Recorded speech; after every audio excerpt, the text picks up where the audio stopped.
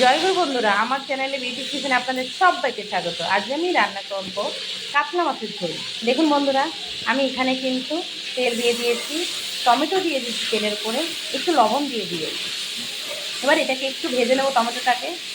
এই যে দেখুন, আমি কাতলা মাছ ভেজে এই যে কেটে বেছে ধুয়ে এই যে লবণ হলুদ দিয়ে আমি ভেজে রেখে দিয়েছি। এইভাবে কিন্তু টমেটোগুলোকে একটু তেলে লবণ দিয়ে ভেজে নিতে হবে, তাহলে টমেটোগুলো সুন্দর নরম হয়ে যাবে। বুঝেছেন বন্ধুরা, আজকে আমি বড় করা দেখাচ্ছি। তো আজকে একটু আমাদের বাড়িতে অনুষ্ঠান হচ্ছে। এবার আমি দিয়ে দেবো আদা বাটা। আদাটাকে একটু নেড়ে চেড়ে তেল টমেটোর সঙ্গে সুন্দর করে মিশিয়ে দিয়ে দেবো আমি জিরে বাটা। জিরে ধনে বাটা একসঙ্গে, জিরে ধনে বেটে রেখেছি, তো সেটা আমি দিয়ে দিচ্ছি।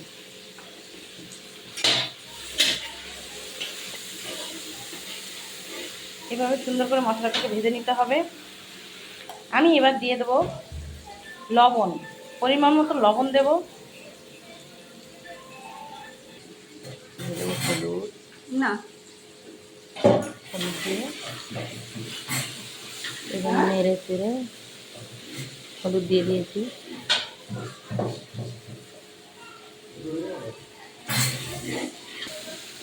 আমি জল দিয়ে দিয়েছি,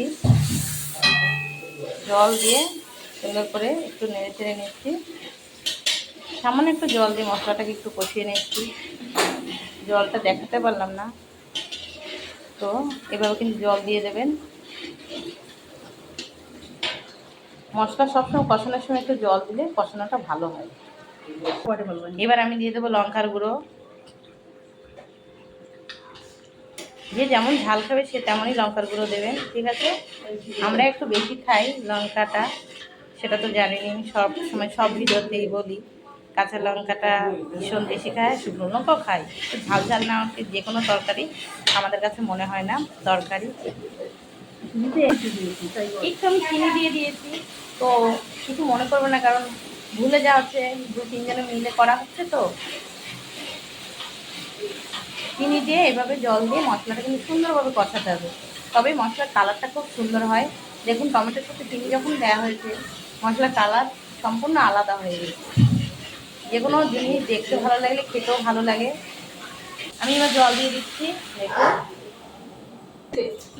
এভাবে কিন্তু কাতলা মাছের যদি ঝোল করতে হয়, হালকা ঝোল দিয়ে এবার আগে জল দিয়ে সুন্দর ঝোলটাকে আগে জাল দিয়ে নিতে হবে।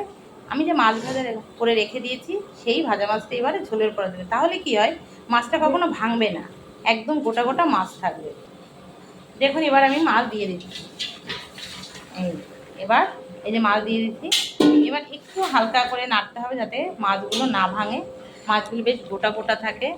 মাছের পিসগুলো দেখুন কি সুন্দর।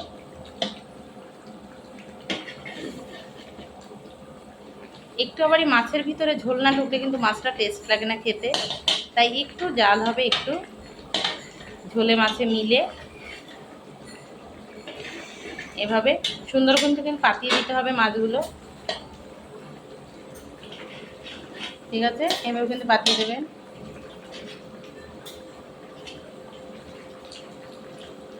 এবার আমি গরম মশলা দিয়ে দিচ্ছি। দেখুন একটু আমি নিজেই গুঁড়ো করে রেখেছি, কেনা গরম মশলা না। এবার এটাকে আমি নেড়ে ছেড়ে গরম মশলাটাকে সুন্দর করে ঝোলে মাছে মিশিয়ে দিয়ে আমি এবার মাছের ঝোলটা নামিয়ে নেব। দেখুন আমি মাছের ঝোল নামিয়ে নিয়েছি। এই যে মাছের ঝোল আমার হয়ে গেছে।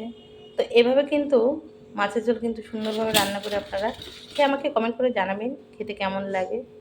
তো আমার এই রেসিপিটা যদি ভালো লেগে থাকে তাহলে please please please like share comment করতে কিন্তু ভুল করবেন না, সাবস্ক্রাইবটা করে দেবেন। জয় গুরু।